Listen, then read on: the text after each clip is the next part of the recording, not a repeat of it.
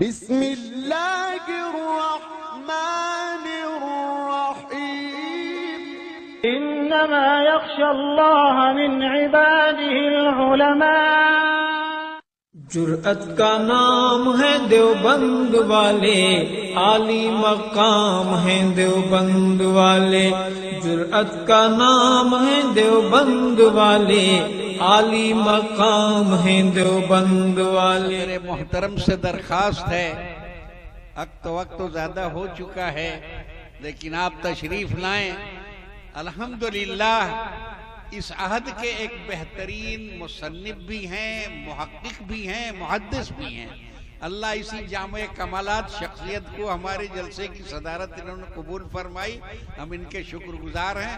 اپنے دعائیہ خطبات کے بعد پھر اعلان کیا جائے گا بچوں کی دستار بندی کا۔ آپ حضرات اس روح پرور منظر کو دیکھیے۔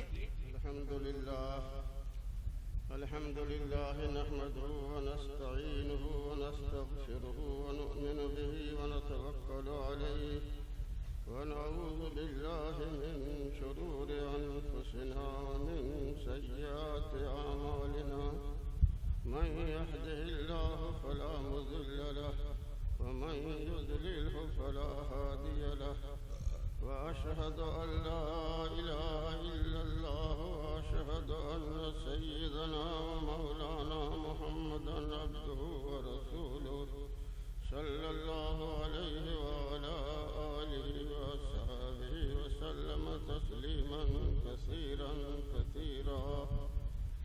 أعوذ بالله من الشيطان الرجيم، بسم الله الرحمن الرحيم۔ والعصر إن الإنسان لفي خسر إلا الذين آمنوا وعملوا الصالحات وتواصوا بالحق وتواصوا بالصبر، صدق الله مولانا العظيم۔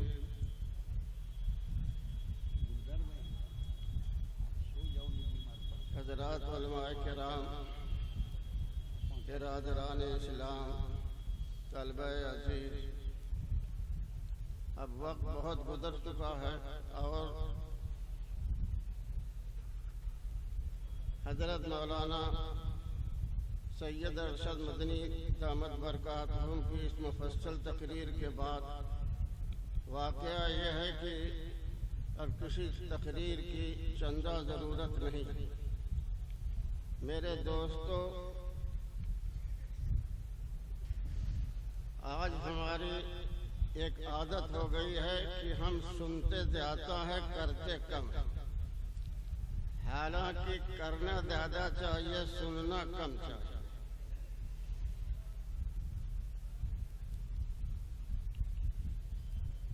قرآن میں نے جو آیت پڑھی، اللہ تبارک تعالیٰ اس میں یہی بات فرما رہے ہیں، وَالْعَصْرِ إِنَّ الْإِنسَانَ لَفِي خُسْرٍ۔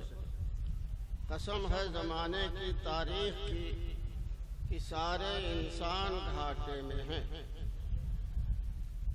آپ بڑے بڑے انسانوں کی تاریخ دیکھیے، نمرود کی تاریخ اٹھا کر کے دیکھیے، فرعون کی تاریخ اٹھا کر کے دیکھیے، حامان کو دیکھیے، ابو لہب ابو جہل کو دیکھیے، بڑے بڑے جتنے گزرے ہیں سب خسارے ہی میں رہے۔ ان کی تاریخ بتا رہی ہے کہ خسارے میں رہے۔ إِلَّا الَّذِينَ آمَنُوا وَعَمِلُوا الصَّالِحَاتِ، فرمایا مگر وہ لوگ جو ایمان لے آئے اور اچھے اعمال کیے، ان کے بارے میں فرمایا جا رہا ہے کہ وہ گھاٹے میں نہیں ہے، خسارے میں نہیں ہے، وہ نفع میں ہے۔ إِلَّا الَّذِينَ آمَنُوا وَعَمِلُوا الصَّالِحَاتِ، مگر وہ لوگ جو ایمان لے آئے اور اچھے اعمال کیے۔ ایمان آپ جانتے ہیں کہ اللہ تبارک تعالی کی وحدانیت پر ایمان لے آنا، کہ اللہ تبارک تعالی اپنی ذات کے اعتبار سے، اپنی صفات کے اعتبار سے، اپنے افعال کے اعتبار سے یکتا ہے، اس کا کوئی شریک نہیں۔ اور اسلام نے ایمانیات کی جو مفصل تفسیر تفصیل بیان کی ہے، ان سب کو پر ایمان لے آنا، ان سب کو دل سے اس کی تصدیق کرنا، اسی کا نام ایمان۔ لیکن یہاں صرف الا الذین آمنوا نہیں کہا گیا، اسی کے ساتھ ساتھ وَعَمِلُوا الصَّالِحَاتِ فرمایا گیا۔ معلوم ہوا کہ مکمل نجات کے لیے ایمان کے ساتھ ساتھ عمل کی ضرورت ہے۔ وَعَمِلُوا الصَّالِحَاتِ اور اچھے اعمال، اور اب وَعَمِلُوا الصَّالِحَاتِ صالح اور اچھے اعمال کی ایک لمبی فہرست ہے، آپ اسے گننا چاہیں، شمار کرنا چاہیں تو مشکل ہے۔ حضرات فقہائے کرام نے ہمیں سمجھانے کے لیے اس کی تقسیم کی مختصر انداز میں فرمایا کہ عمل صالح جو ہے وہ تین طرح ہے۔ ایک تو انسان کا تعلق اپنے اللہ سے، اپنے خالق سے، اپنے مالک سے۔ انسان کا ایک تعلق تو اپنے اللہ سے ہے۔ دوسرا انسان کا تعلق خود آپس میں انسانوں سے ہے۔ آپس میں انسانوں کا جو آپس میں تعلق ہے، اس میں ایک تعلق تو ایسا ہے کہ وہ قانونی تعلق ہے، قانونی حق ہے۔ اگر آپ اس حق کو ادا نہیں کریں گے تو کورٹ کے ذریعے، عدالت کے ذریعے اس شخص اپنا حق وصول کر لے گا۔ دوسرا حق وہ ہے جو انسانی حق ہے۔ آپ کورٹ میں جا کر کے اس حق کو نہیں حاصل کر سکتے۔ تو اب یہ تین طرح کے تعلقات ہوئے۔ بندہ کا تعلق اپنے خدا سے، بندہ کا تعلق اپنے ساتھ رہنے والے ساری مخلوقات سے۔ اللہ کے ساتھ جو تعلق ہے اسی کا نام عبادت۔ اور بندوں کے ساتھ جو ہمارا تعلق ہے، جو ہمارے حقوق ہیں، ان میں ایک حق تو ابھی بتایا تھا کہ جو قانونی ہے وہ عدالت سے وصول کیا جا سکتا ہے، اسی کو معاملات کہا جاتا ہے۔ آپ کسی کے سے قرض لیں، ادا نہ کریں، وہ جا کر کے عدالت میں جو ہے درخواست دے گا، مقدمہ لڑے گا، اپنا قرض آپ سے وصول کر لے گا۔ آپ نے کسی کے مقام پر قبضہ کر لیا، جائیداد پر قبضہ کر لیا، عدالت کے ذریعے سے وہ اپنا حق وصول کر لے گا۔ یہ معاملات ہے۔ تیسری چیز یہ اس قانونی نہیں ہے بلکہ یہ انسانی ہے، اسی کو اخلاق کہا جاتا ہے۔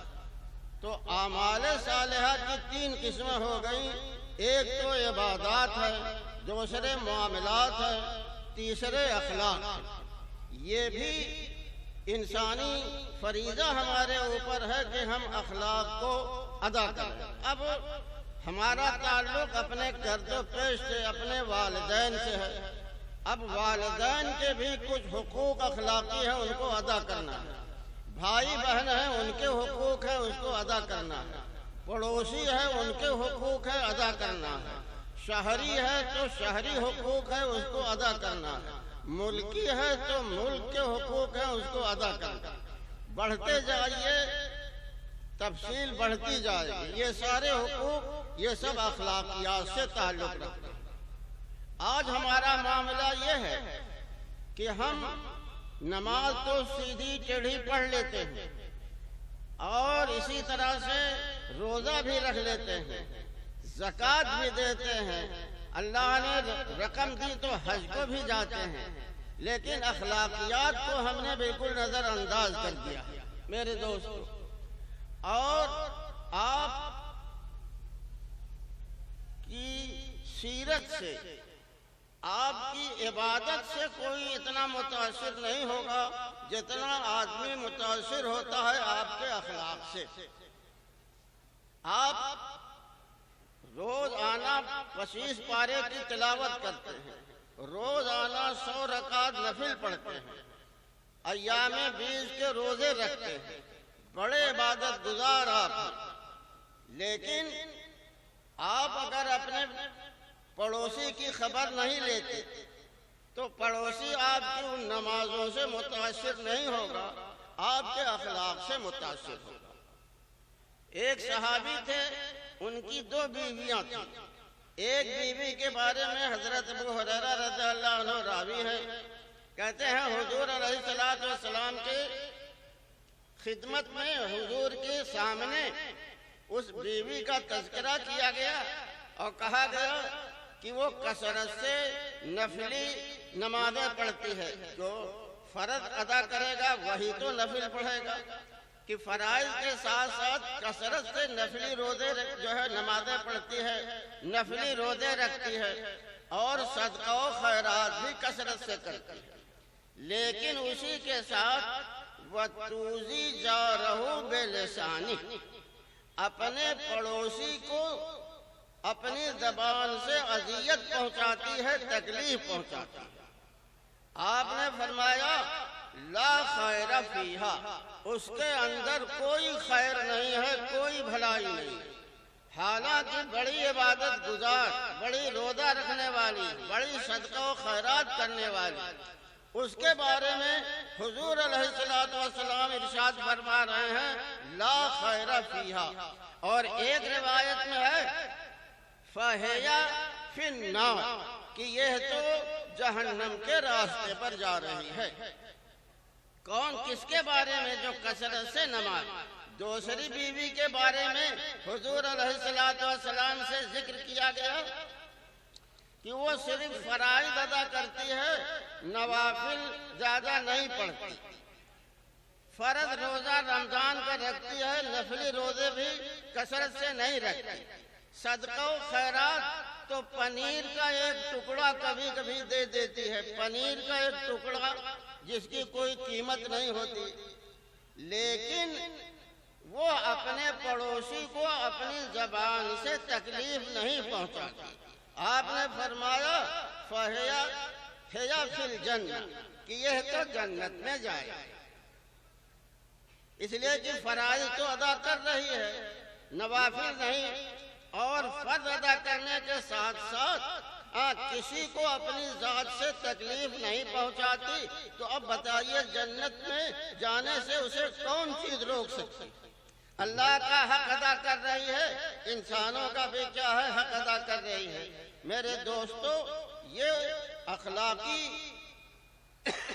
جو ہے اصول ہیں، اخلاقی جو ضوابط ہیں، اخلاق کے جو اعمال ہیں، یہ اپنے اندر بڑی اہمیت رکھتے ہیں، اور اگر آپ کا اخلاق اچھا، آپ اپنے پڑوسیوں کے ساتھ، اپنے محلے والوں کے ساتھ، اپنے جو ہے قصبہ والوں کے ساتھ، اپنے شہر والوں کے ساتھ اچھا معاملہ رکھیں گے، سب آپ کی تعریف کریں گے، سب آپ سے خوش ہوں گے۔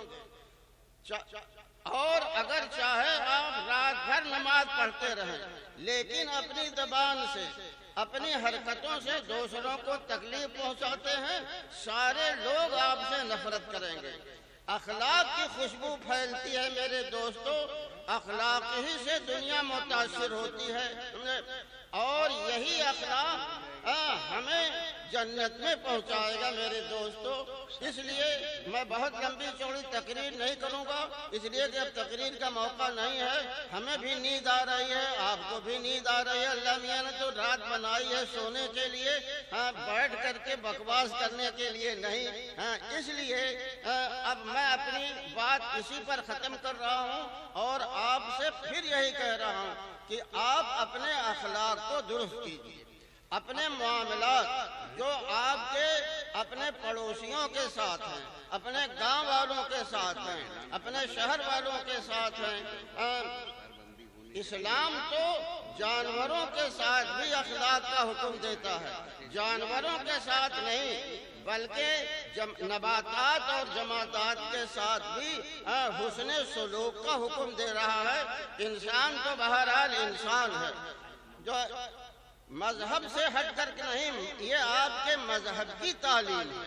مذہب آپ سے کہتا ہے کہ آپ انسانوں کے ساتھ انسانی رویہ اختیار کیجئے، اسی میں آپ کی دنیا بھی سنورے گی، بنے گی، اور آخرت بھی انشاءاللہ درست ہوگی۔ وآخر دعوانا الحمد